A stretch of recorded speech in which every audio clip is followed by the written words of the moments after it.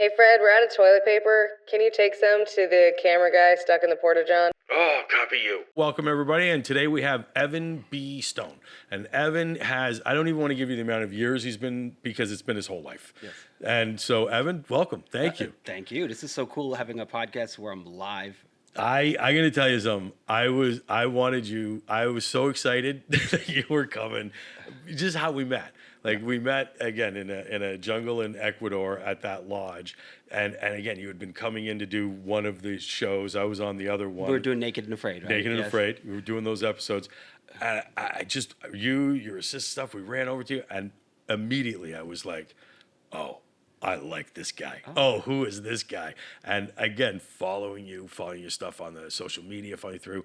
Thank you so much for being here. You were I was so excited that you were coming. I'm stoked. Yeah. You know, you don't know what people think of you until maybe someone says something like that. And well, I'm a line producer. They tell me right up what they think of me. Yes, of course. No, you're a special kind of line producer, it looks like. You care about the crew, it looks like, so that's cool. It's fun like that. For you, what got you into that originally, for that crew life? Like, what brought you into the entertainment industry? Well, I was kind of born into it. My dad's a commercial director. He's retired now. He's 92. I call him the Yoda. Arnie Stone. We grew up in New York City, and he was a comedy commercial director, and he was very busy. We all, from an early age, were on set working as a PA, as whatever. We're just there. I was always the first person. I was painting the cyc, and then at the end of the shoot, I was painting it back white. And that's how you leave it, right?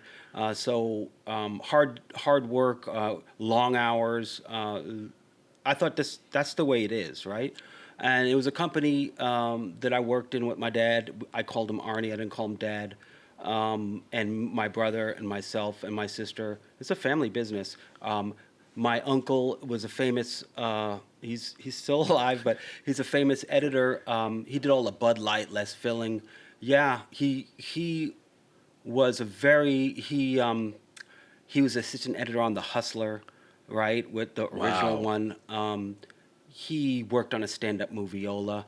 I watched him work. It's a history. And so my dad was my hero and still is. He looks at all my cuts.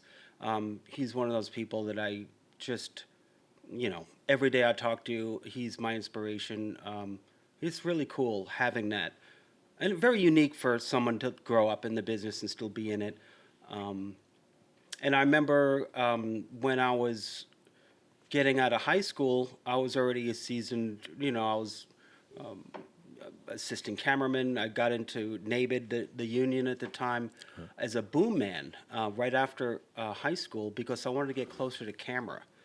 And I didn't want to be a PA. I wanted to stay on set. So I saw this boom man, and he was sitting on an apple box right off a set, right where the light kind of fades. And he was just sitting there reading a book. And I was like, I want to take that job, but not read a book. I would take the boom mic, and I would listen to the director, because then I was working for other directors, and I would start listening and learning. And nice. I wanted to be a cameraman from the very, very start. Why? What made you do that? Because my dad had a cameraman who was really funny, and he had this. I remember he would be a jokester. He was one of those people that had jokes. Like, hey, do you ever hear the one? But like this, there's so many. It just kept coming, right? So I thought he was really funny. But when he worked, he locked in, and was super serious about what he was doing. And then then he jumped out of it. And I thought, well, that's who I want to be. I want to be that guy. I want to be super serious about my job, and everyone takes me respect, but then be fun and funny. Yeah. It kind of fit my personality. Nice. So also as a boom man, you got to know lenses. If it's an 80 mil, you can go in tighter. You can get better audio. If it's wide, you gotta, but if someone yells, so it's a lot to learn about filmmaking. Yeah. I worked on a feature, a Torch Song trilogy. Oh, yeah, are you with Javi, I just want to be held. Yes, and so that got me in. That really put the zowie on me with Of course. The real directing, like what? Are you kidding me? To be on one of those sets? Yeah. That's one of those films from even back then. Yeah. Question. I came up the same way. I came up in 35 millimeter film, independent film, Manhattan, New York I know City. it. I came up like Dylan Kidd, all of those things. And again, you just, short end after short end after Oh short yeah, end, oh shooting yeah. through New York. What do you think it was back then during that time with that kind of like format or that kind of guerrilla filmmaking? What is it from then that you feel kept you or like you learned the most to keep you going to this day? Well, I'll tell you, it's at the time there was other PAs, right? And I was known as the director's son, and it wasn't getting treated right because of that. And I know, I could see that, oh yeah, director's son getting all that. So I had to work extra hard. Also, when I was back in the day, there was gatekeeping. No one was telling you how to do something because there wasn't that many jobs. I Yep. mean, and also the only way to break in the business as a young person is to do a music video and be lucky enough to have it hit, right? Yeah. Right? Oh, And so those sets. since you had no money, you mentioned short ends, you had to use, so I bought a camera, I bought an Eclair NPR, which is it's just, you have to pet it and talk nice to it so it doesn't eat your film.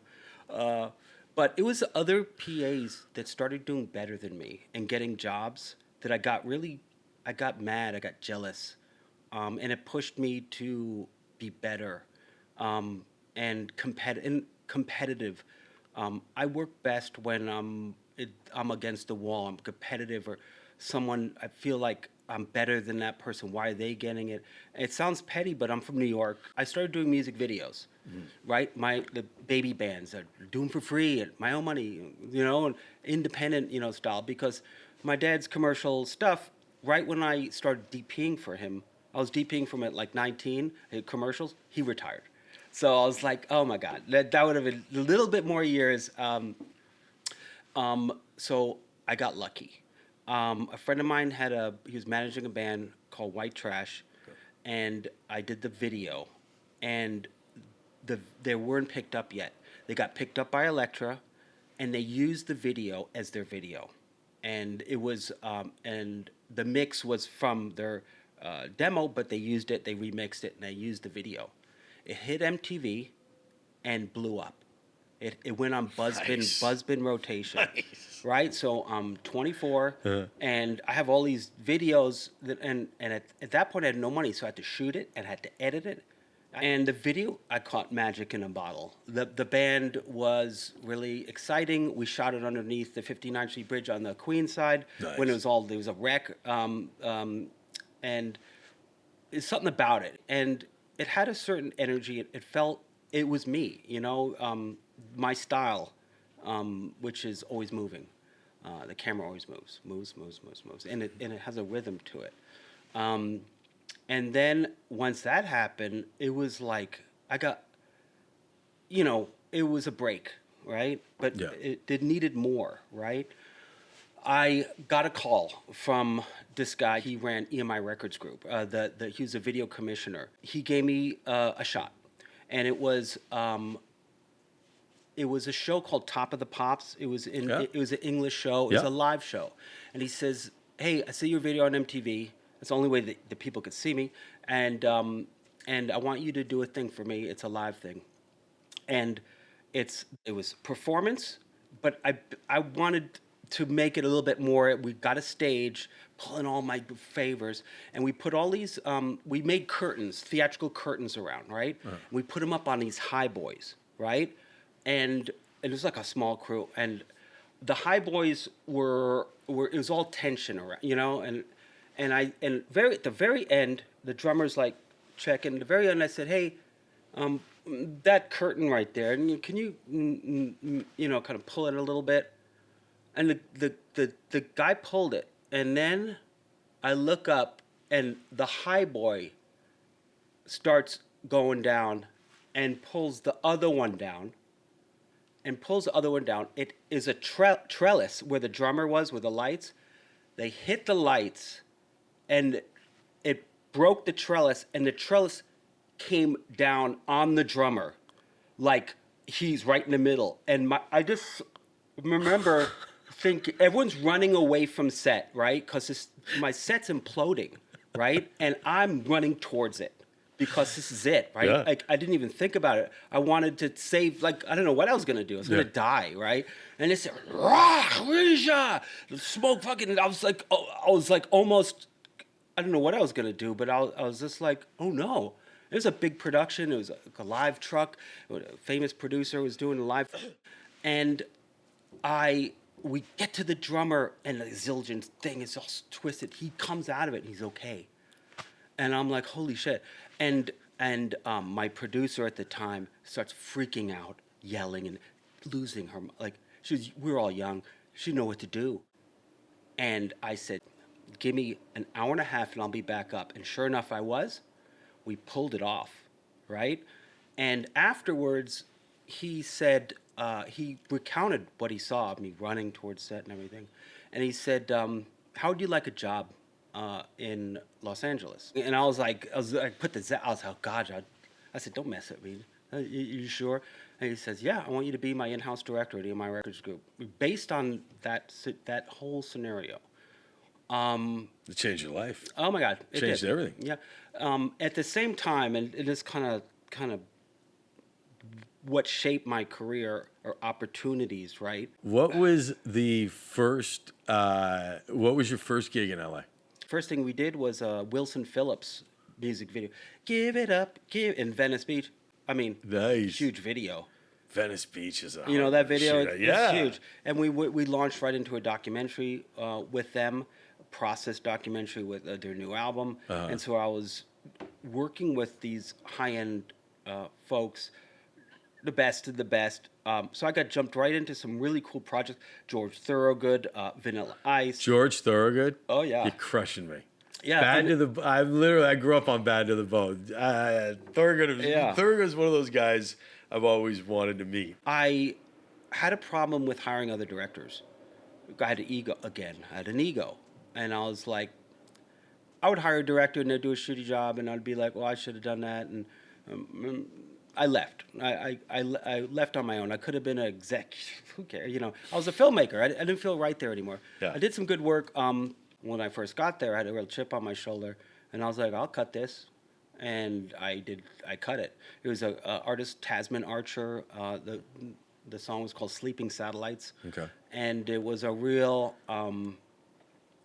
edit job. They gave me good footage, and I really made it special. And surprisingly enough, I got nominated Editor of the Year. I know, right? Nice. And it was up against like Sledgehammer. It was up against some bangers that I was like, there's no way I'm winning, but I'm just stoked, right? Yeah. It made me feel like, I am good, confidence. I can edit, I can shoot, I can now talk to clients, Yep. executive. But my boss, and this is one of the things I learned from him, the way he talked to people, he'd make them laugh. He wouldn't talk about the job right away. He'd, how you doing? It was, boom, boom, boom. And then he'd ease into it.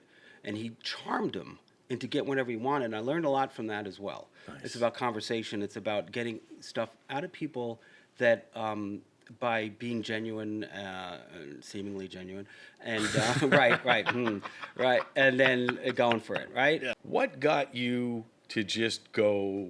When did you decide just to go out in the field, start doing your stuff, doing your thing? What was it that brought you to that? So, interestingly enough, we're talking 92 at this point, or 93, and this is right after the riots, in LA. Right around April, right? Yeah. So, and this is like crazy, right? Yeah. And I was out of work, and I left the job, but when you're young, you don't need a lot of money. Like you're kind of free to, so leaving a job wasn't like a big deal to me. It's like, I don't like this place. This is crazy. I left on good terms. And there was a friend of mine who had an invention. It was rollerblades that had a stopper, like a ice skate in the front. It was kind of never took on, but I did the promo for it, right?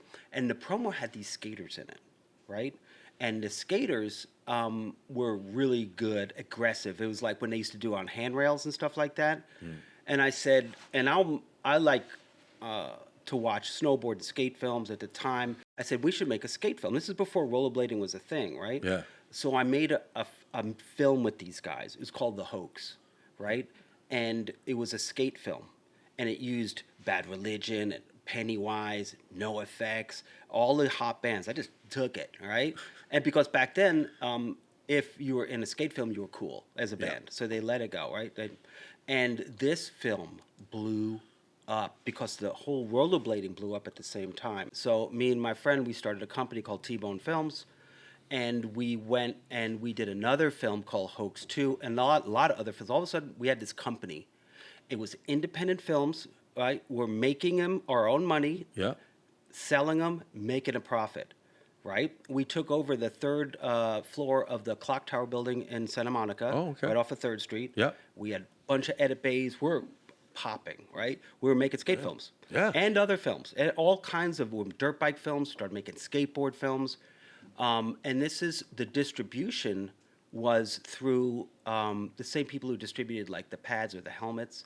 It wasn't you know what I'm saying? Yeah. So it was a very lucrative business because the only way you can get these skate tricks to learn from is by these tapes, these VHS tapes.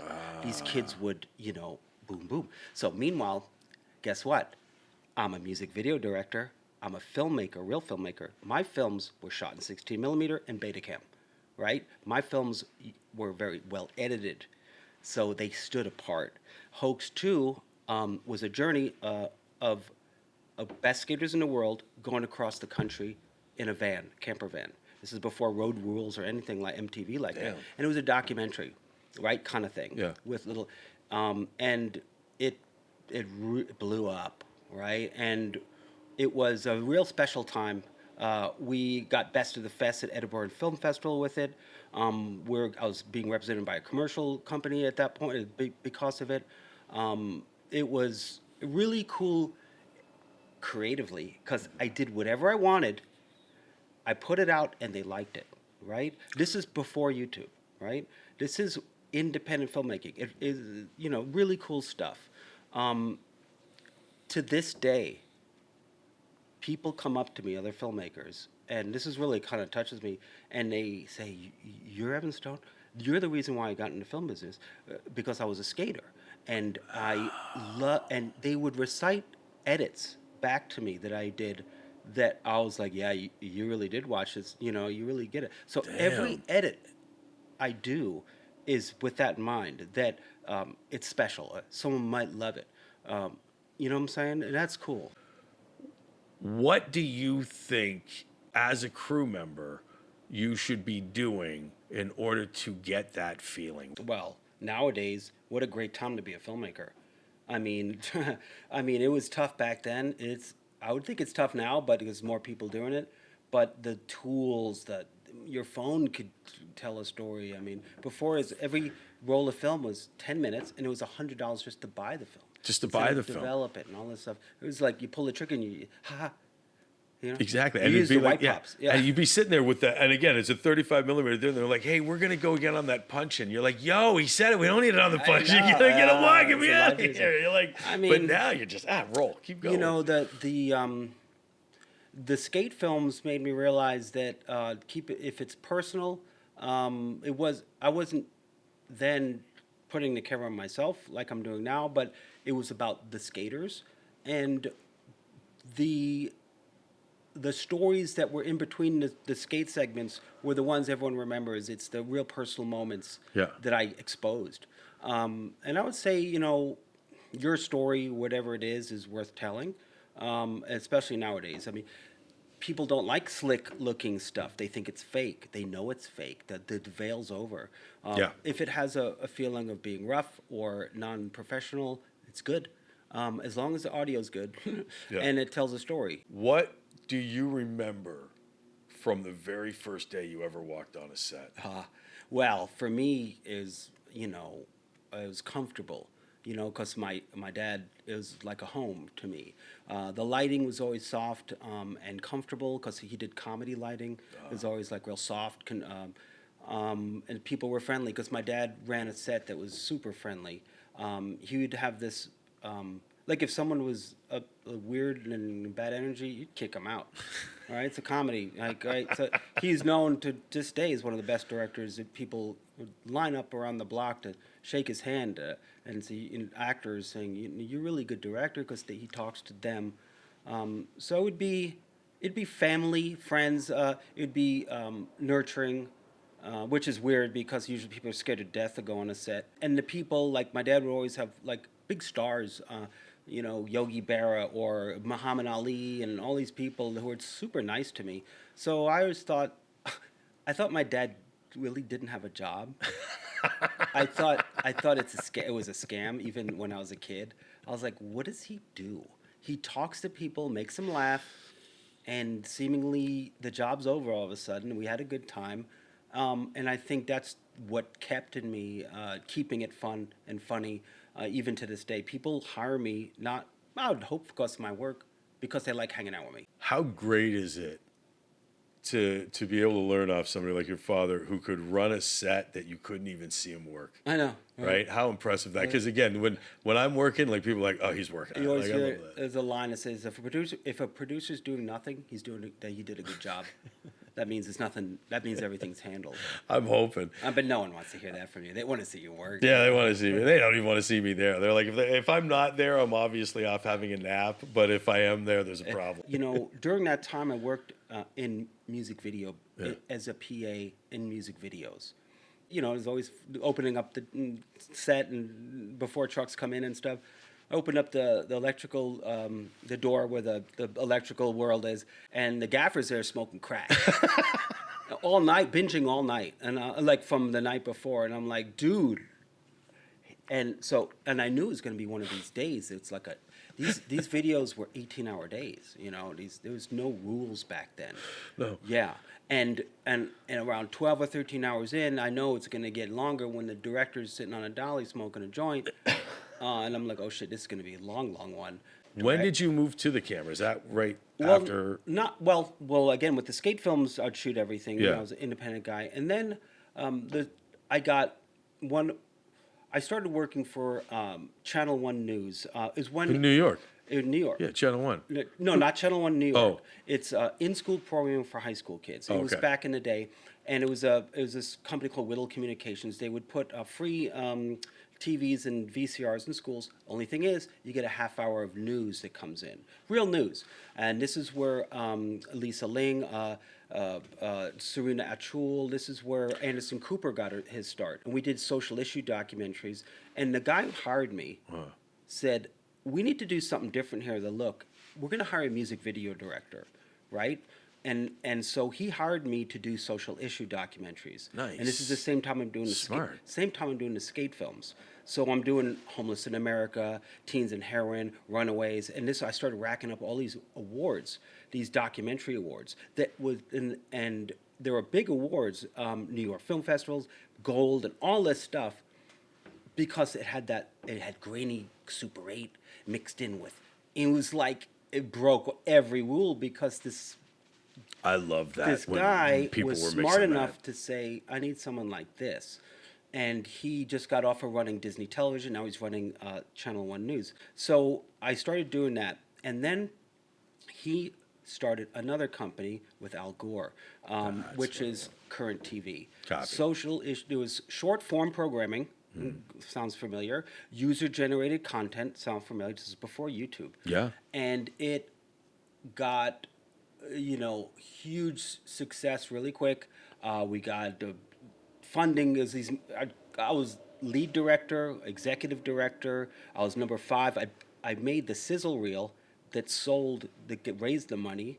We called it the flying car, so it was a company that just exploded. I was in the start of something wonderful, and I got to do whatever I wanted, as far as short form documentaries.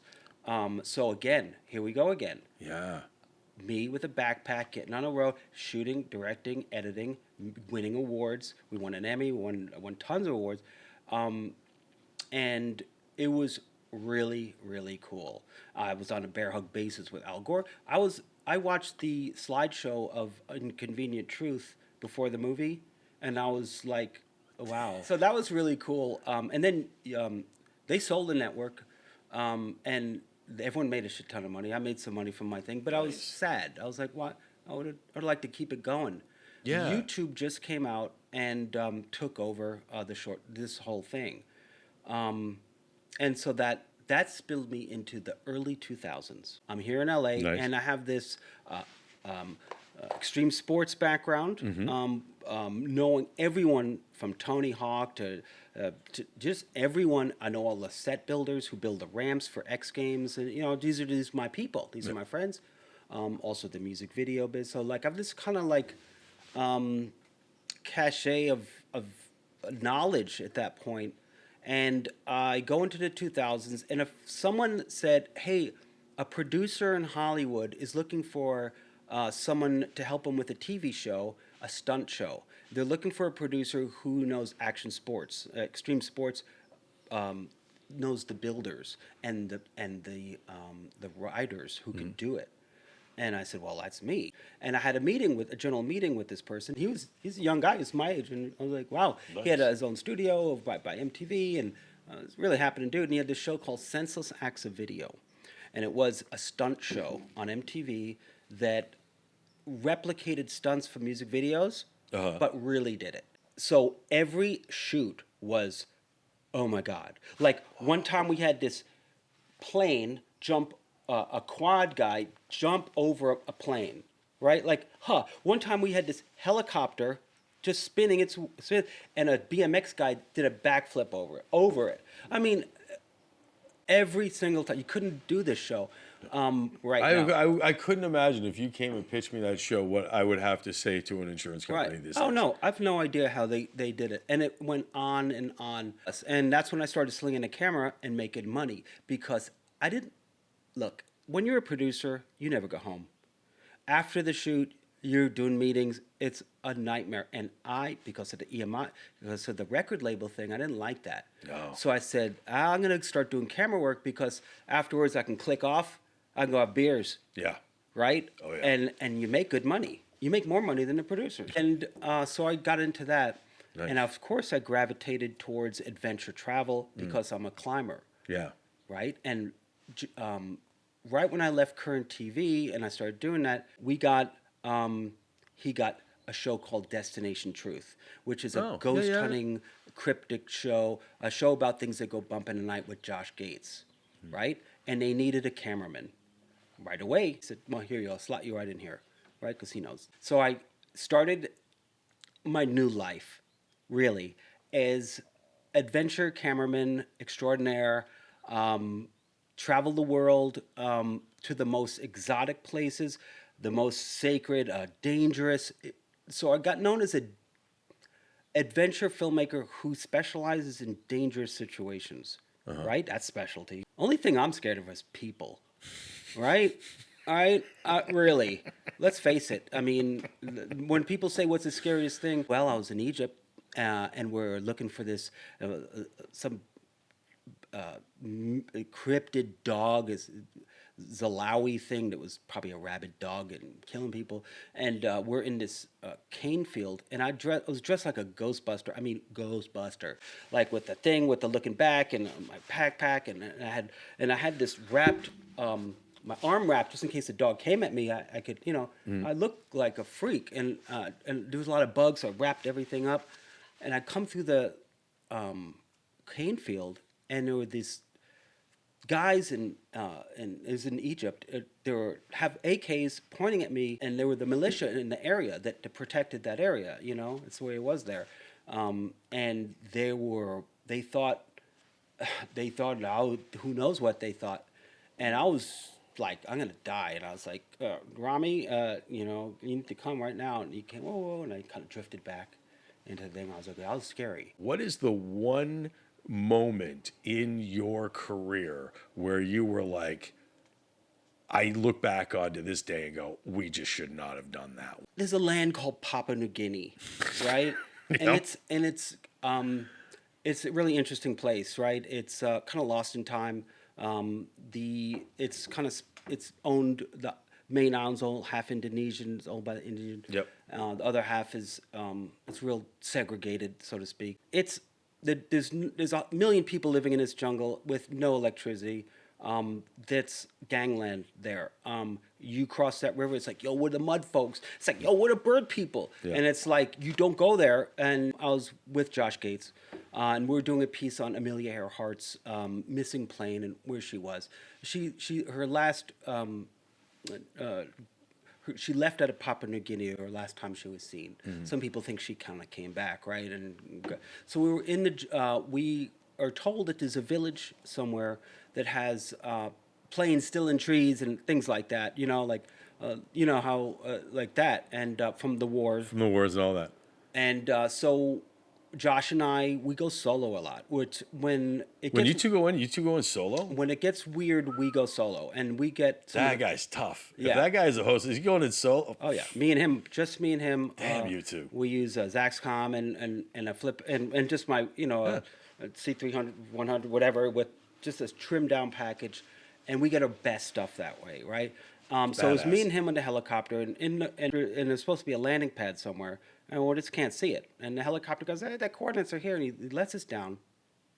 And one of my gags is, because there's only two of us, I get out, it does a lap, and I film it coming down, right? So the plane leaves, and I'm like thinking, I'm a little scared because now Yeah. I realized before this is a serious place. The helicopter takes off, and I see something in the woods, and I zoom in, and it's this tribe of natives straight up with spears, running 5 feet forward, running 5 feet back, like going, like trying to spear up the helicopter, like that. And like, I'm like, and then they see me and they look at me and I'm like, oh, okay. Of course I keep rolling because that's my thing, right? And then the helicopter lands. I'm like, yo, Josh, the natives are us, man. Something's going on. Meanwhile, this is all on camera because he had a GoPro on a skid of the helicopter, and he sees me come up, and I'm like, what's going on? He looks over. He gets out, and the helicopter leaves, and we're like, oh man. And this tribe comes up, and it was this moment of like, okay, what's gonna happen, right? And the guy's like, how you doing? And he kind of knew a little English. And Josh is like, hey. He goes, what's your name? The guy's like, Bill. And I just feel like I'm going to live. Bill is coming from the jungle trees. Yes. Oh, it was, I mean, it's like, it If was. somebody says his name's Bill, you can go, whew. No, this guy was the Birdman. It was That's like what his I'm whole saying. tribe. So it turns out that when someone special comes to your tribe, you menace them. You bring your best warriors out, all right? And so all of a sudden we're in the middle, and we go in there, and it was a tribe living in like the straight like jungle, and it was incredible. That night became incredible. They brought us around, and we saw planes and shrubbery, and it was really interesting because the younger people that they're fascinated with us. A lot of them never seen a white person, Yeah. and the helicopter and all this stuff, and then we started uncovering these planes where the elders knew. And it was really interesting to see them go, what with this? There's so many questions on their face. Ooh, what? How? Ooh. It was really cool. When did you start moving, or when did you start having shows or anything to deal with the paranormal or the supernatural? When did that start coming into your career? I'm a fantasy guy, so I love suspending belief. So when they told me, when I got Destination Truth, which is a show about Bigfoot or Chupacabra or ghosts in exotic, dangerous locations, well, I was like, okay, what's this about? What was like a location from that kind of, like where would you go for something like that show? Like to do ghosts or something? It's a forest in Romania. It's a perfect circle. Nothing grows there. It's a Hayabuchu forest. Oh, okay. And this was my first week on the job. And I get there, and it's this place where it is strange, right? And we do this thing called isolation, where each crew, because the crew is actually on camera on that show. So myself as a filmmaker, I'd be like, oh, So they're like, okay, something in Romania or something in this country, and now you go there to just right. document and then be a part of it. Right. So we go to this forest, and I was the first week, and I was in this forest sitting there in isolation. They watch me while they're in base camp, and they're like, what do you hear? And I'm out there for a half hour. Each person gets a half hour. Yeah. So I was out there for a half hour, and it felt like all of a sudden I felt like I was having like an acid flashback or something. Like the sky was moving, and I was like, "Oh, this is a trip." And I felt this like wind come down, it pushed me, and I don't remember anything else. They found me about 20 minutes later, and on camera they saw me get blown back. I was cross-legged for 20 minutes, and I just got woof into the darkness. And they found me, and I was disorientated, scared. And when they got me to, I had this itching on my arm, and I had all these itches, and there's still scars on my arm here, and with these like claw marks. And I was like, what's this? What's going on here? And we left that. They were like, shut the kid. They were scared for me. We left that scene, and we kept going. I was like trying to put it behind, like that was weird. Find this anything in this business that can help find faith or help find that sort of thing? Have you been able I'm to trying. I want to prove to people that maybe there's magic in the world. Maybe there's something that's unexplained. Maybe there's something out there. Maybe we don't know everything. Okay, this is my mission, right? And so it's a good mission. Yeah, I mean, It's a after great that, mission. we went to Chernobyl and we donned level 4 radiation suits, and we went ghost hunting. Again, I love this shit.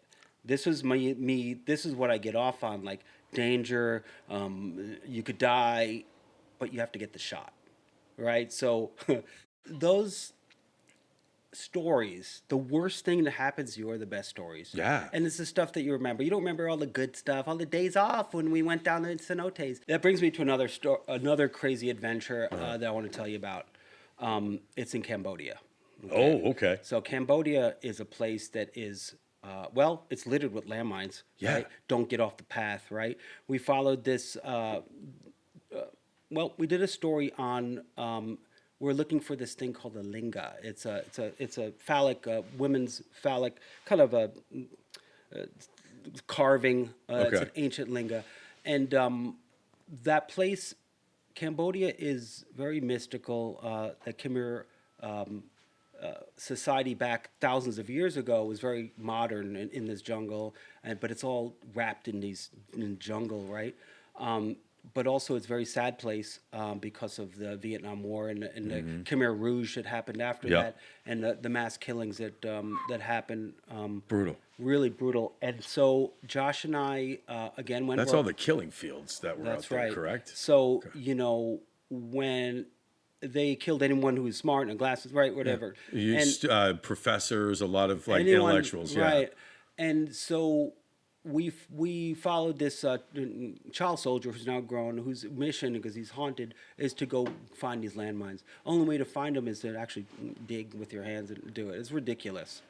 Ridiculous, right? So we did a thing on these landmines, and we found some, we exploded them and all this. And then Josh and I went solo, and we went with these guys who told us, we're going to take you somewhere. The storm is coming in, but we're going to take you somewhere special, but it can only be you and someone else. So me and him, we got on the back of these guys' dirt bikes or whatever, and we went to this sacred mountain, right?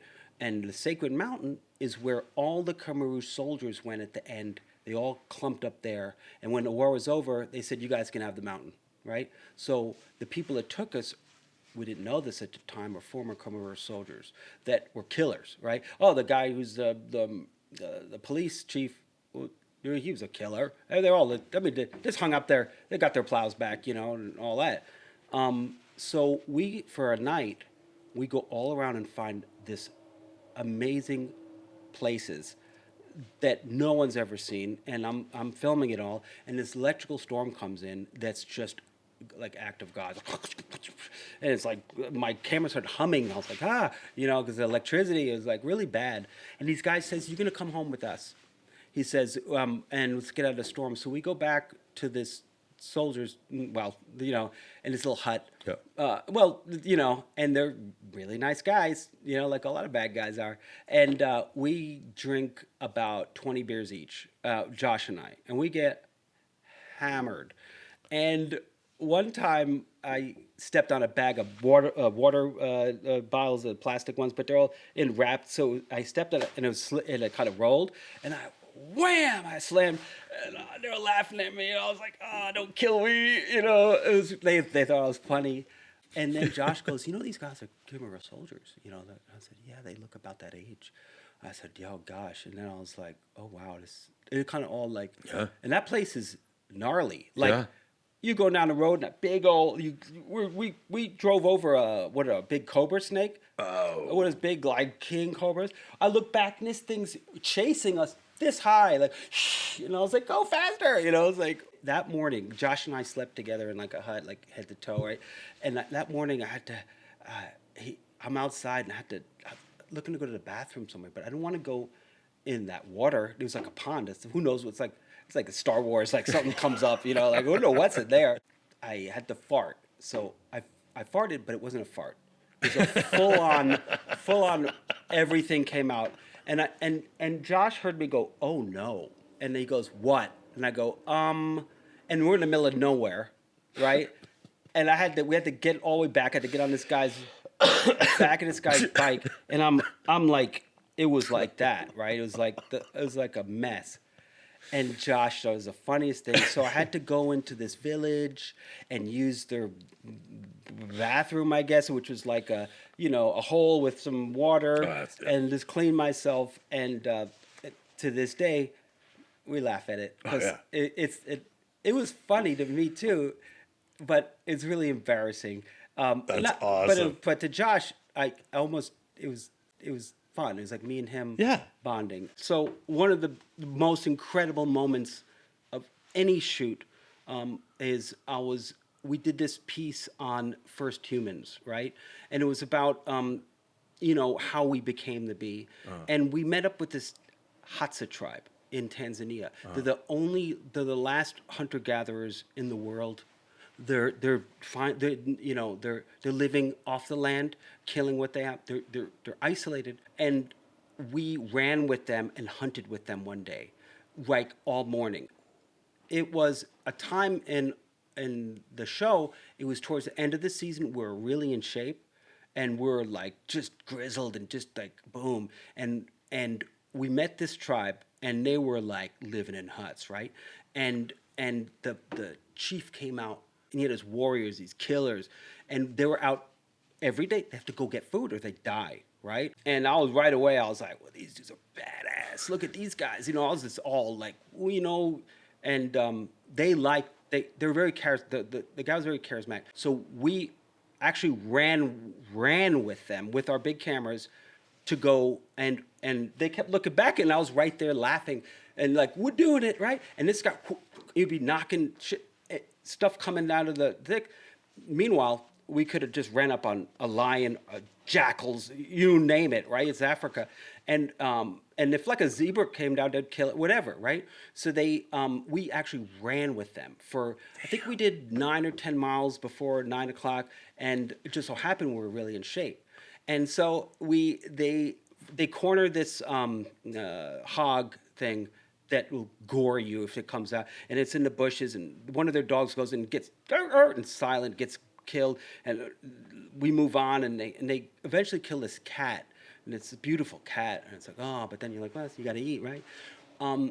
And the chief, they kill a cat, and they were like stoked that they had other people try to follow them, but they're like, says, you guys are now part of the tribe, right? You guys have now, you've ran with us, and you've done it, right? So his boys start doing this ritual after the killing. I was like, oh, this is cool, filming, this is tight shots, and he's got something out and pours something in, and he takes this leaf and does this whole thing, and he's doing something, and what is it? He gives it to the king, to the chief. And then they rub a stick and they create fire. I'm like, fucking, this is cool. The process of it all, right? They give it to the chief, and the chief goes, and they put the fire up to the chief, and the chief goes like this, and starts smoking, and he goes, and then I was like, he's smoking a joint. It was weed, right? So the chief goes into this Cheech and Chong type of like coughing, when you smoke too much. He's like, but he tried to hold it in super long, like, and I was like, holy shit, and it was Oh my God! I did one of the most physical things. I got accepted by the Hadza tribe. As a human, as a person, I felt like I'm connected with them, and I felt like this is the last time they're probably going to be hunter gatherers. Life was encroaching, right? And then we broke bread and we smoked this joint. Yeah. Now I've been smoking for a long time, and when you break bread with someone, you smoke a joint, it's a special thing.